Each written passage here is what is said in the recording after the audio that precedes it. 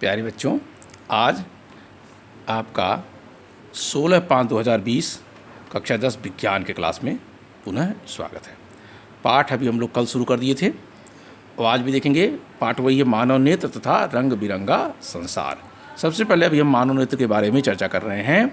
कल अभी नेत्र और उसके कुछ पार्ट्स की क्या आवश्यकता है उसको लगभग बताया गया था। अब थोड़ा देखिए उनका कार्यक्रम क्या है। सबसे पहले आता है समंजन क्षमता। समंजन क्षमता तो उसे किसे कहते हैं?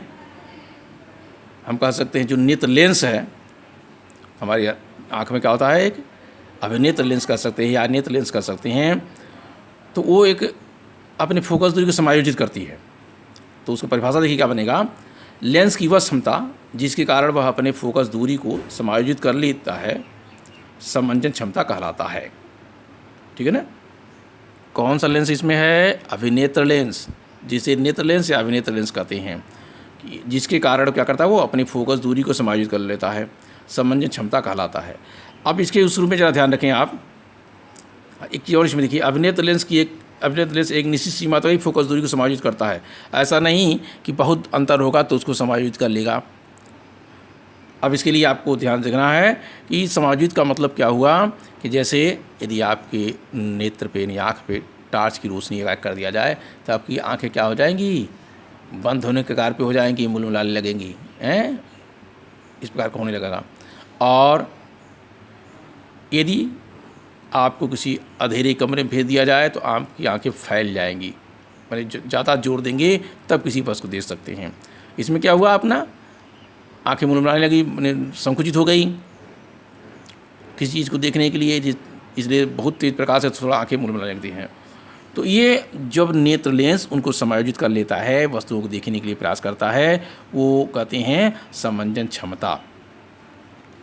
अब आता है, इसमें कुछ पॉइंट होते हैं, निकट बिंदु और दूर बिंदु। प्रश्न आता है कि निकट बिंदु क्या चीज़ है? निकट बिंदु जैसे निकट में निकट, वह न्यूनतम दूरी, न्यूनतम माने कम से कम दूरी, जिस पर रखी वस्तु बिना किसी तनाव के अत्यधिक स्पष्ट देखी जा सकती है। यानी कुछ करना ना पड़े, परेशान ना होने, आंखों को ज़्यादा फैलाव न करना पड़े, संकुचित नहीं करना हो, यानी बिना किसी तनाव के उसे क्या करे, स्पष्ट रूप से देख सके। उसे सुस्पष्ट दर्शन की अल्पतम दूरी कहते हैं। अल्पतम बोलने में, अल्प माने कम, अल्पतम माने कम से कम, इसलिए कहा न्यूनतम दूरी। वह न्यूनतम दूरी जिस पर रखी वस्तु बिना किसी तनाव के अत्यधिक स्पष्ट देखी जा सके, उसे स्पष्ट सुस्पष्ट दर्शन की अल्पतम दूरी, नहीं कि खाली स्पष्ट कर दें तभी होगा। स्पष्ट दर्शन की न्यूनतम दूरी या स्पष्ट दृष्टि की न्यूनतम दूरी कहेंगे तभी होगा। इसे नेत्र का निकट बिंदु कहते हैं। क्या कहते हैं? नेत्र का निकट बिंदु, यानी कम से कम जो दूरी। यह स्वस्थ आँख के लिए, स्वस्थ नेत्र के लिए 25 सेमी दूरी पर होता है। इसका मतलब कोई वस्तु 25 सेंटीमीटर की दूरी पर हो और व्यक्ति स्वस्थ हो, यानी उसकी आँख में कोई दिक्कत न हो, तो 25 सेंटीमीटर दूरी रखी वस्तु को साफ साफ पढ़ सकता है। इससे कम ज़्यादा करेंगे तो उसकी आंखों में क्या करना पड़ेगा? समायोजन करना पड़ेगा, तनाव करना पड़ेगा। एक आता है दूरबिंदु। तो दूरबिंदु क्या है? वह दूरतम बिंदु, माने अधिक से अधिक बिंदु, ठीक है ना, वह अधिक से अधिक दूरी पर रखा हुआ बिंदु जिस तक कोई नेत्र वस्तुओं को सुस्पष्ट देख सके। मैंने दूर रखा के उस पर जो है आँख जो है साफ साफ देखे, नेत्र का दूरबिंदु कहलाता है। स्वस्थ आँख के लिए अनंत पे होता है। अनंत के तो कोई लिमिट है नहीं भाई, कोई का 1 किलोमीटर, कोई 10 किलोमीटर, लेकिन हम लोग 50 किलोमीटर थोड़ा देख पाएंगे। लेकिन हमारी जो नेत्र है कि दूर रखी बस, कोई दूर से आ रहा है, बीच में कोई पेड़ पालो नहीं है, कोई अवरोध नहीं है, तो आप किसी ऐसे व्यक्ति को पहचान सकते हैं जो आपका परिचित है या जिसे आप मिल चुके हैं कि हाँ अमुक व्यक्ति है। ये हो गया दूरबिंदु। वह दूरतम बिंदु मतलब अधिक से अधिक दूरी वाले बिंदु जिस तक कोई नेत्र वस्तुओं को सुस्पष्ट देख सके। अब वहाँ वस्तु के रूप में वो व्यक्ति जो आ रहा है, वो ऐसे ही आपके घरों में आप पोस्टर पे लगे हुए हैं, दूर से कहीं दीवार पे आप जा रहे हैं, कहीं निगाह पड़ गई तो आप पढ़ भी सकते, देख भी सकते हैं, यदि आप स्वस्थ आँख के हैं, आपकी आँख में कोई प्रकार का परेशानी नहीं है। तो ये आपकी समंजन क्षमता, निकट बिंदु और दूर बिंदु पॉइंट आए। अब आता है नेत्र में दोष, यानी नेत्र दोष या दृष्टि दोष किसे कहते हैं।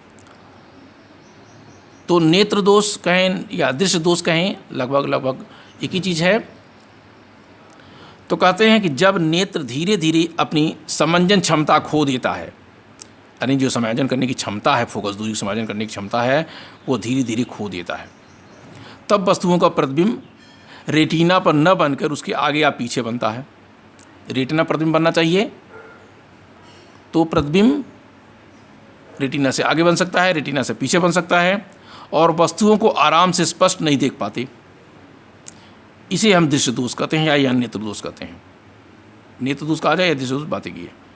क्या हुआ इसमें भाई? उत्तर इसका क्या बना, क्या परिभाषा बनी कि जब नेत्र धीरे धीरे अपनी समंजन क्षमता खो देते हैं तब वस्तुओं का प्रतिबिंब रेटिना पर न बनकर उसके आगे या पीछे बनता है और वस्तुओं को आराम से स्पष्ट नहीं देख पाते। इसे दृश्य दोष कहते हैं। ठीक है ना? इसका मतलब दोष उत्पन्न हो गया, अर्थात साफ से हम नहीं देख पाए, दोष उत्पन्न। उसका कारण ये है कि हम फोकसित नहीं कर पा रहे हैं, उसे धीरे धीरे फोकस करने की क्षमता हमारे कम हो गई। अब दृश्य दोष दृष्ट या नेत्र दोष कितने प्रकार के होते हैं? मुख्यतया या सामान्यतया दो प्रकार के होते हैं। एक होता है निकट दृश्य दोष, दूसरा होता है दूर दृश्य दोष, या इसे दीर्घ दृष्टि दोष भी कहते हैं। दीर्घ दृष्टि दोष भी कहते हैं। ऐसे लिख सकते हैं दीर्घ या करके दीर्घ दृष्टि दोष। तो अब दूर जाने रहिए, कहीं दीर्घ आता है तो भी एक ही है। अब आता है निकट दृश्य दोष। क्या चीज़ है ये ध्यान रखना है। अब इधर थोड़ा धीरे चलेंगे, आप इसको समझने का प्रयास कीजिएगा, नहीं तो फिर भूल जाता, उल्टा हो जाता बच्चे का। नाम है निकट दृश्य दोष। तो निकट दृश्य दोष से पीड़ित व्यक्ति निकट रखी वस्तुओं को स्पष्ट देख लेता, मैंने साफ साफ देख लेता जो निकट रखी गई है, परंतु दूर रखी वस्तुओं को स्पष्ट नहीं देख पाता। निकट दृश्य दोष कहलाता है। अक्सर बच्चे इसमें क्या कर देते हैं? गलती कर देते हैं। नाम है निकट दृश्य दोष। तो इसका मतलब क्या है कि निकट की वस्तुएं साफ दिखाई देंगी, दूर रखी वस्तुएं साफ दिखाई नहीं देंगी, इसे निकट दोष कहते हैं। नंबर आता है दूर दृश्य दोष। ठीक उसी प्रकार इसका मतलब है दूर दृष्टि दोष से पीड़ित व्यक्ति दूर रखी वस्तुओं को स्पष्ट देख सकता है, परंतु निकट रखी वस्तुओं को स्पष्ट नहीं देख सकता। दूर दृश्य दोष कहलाता है। अंतर समझ गए होंगे। नाम है निकट दृश्य दोष। तो इसका मतलब निकट की वस्तुएं साफ दिखाई दें, दूर की वस्तुएं साफ दिखाई न दें, निकट दृश्य दोष कहलाता है। नाम है दूर दृश्य दोष दूसरा। तो दूर, इसका मतलब दूर दृश्य दोष, दूर पर रखी हुई वस्तुओं को साफ देख लें, स्पष्ट देख लें, परंतु निकट रखी वस्तुओं को स्पष्ट न देख सके, दूर दृश्य दोष कहलाता है। अब याद देखेंगे निकट दृश्य दोष के क्या कारण हो सकते हैं। कुछ कारण होगा तभी दोष उत्पन्न होगा। निकट दृश्य दोष के कारण होंगे, क्या होंगे, क्या देखेंगे। निकट दृश्य दोष से पीड़ित व्यक्ति का दूर बिंदु अनंत पर न होकर नेत्र के पास आ जाता है। एक कारण है, अनंत पर न होकर नेत्र के पास आ जाता है। इस कारण जो प्रतिबिंब बनेगा, वस्तु का प्रतिबिंब हमारे रेटिना बनना चाहिए, इस कारण प्रतिबिंब रेटिना पर न बनकर रेटिना के सामने या कहीं आगे बन जाता है। कहाँ बन जाता है? रेटिना के सामने आगे की तरफ, समझिए, बन जाता है। कारण क्या होगा इसमें? नेत्र लेंस की वक्रता का अधिक होना। नेत्र लेंस जो आपके पास है, वक्रता का अधिक होना तथा फोकस दूरी कम हो जाता है। नेत्र लेंस की वक्रता अधिक होगी तो फोकस दूरी कम हो गया। और अगला, नेत्र गोलक का लंबा होना या गोलक का व्यास बढ़ जाना। जो गोलक है, नेत्र गोलक हमारे यहाँ है, नेत्र लेंस के गोलक हैं, उसके व्यास बढ़ जाते हैं।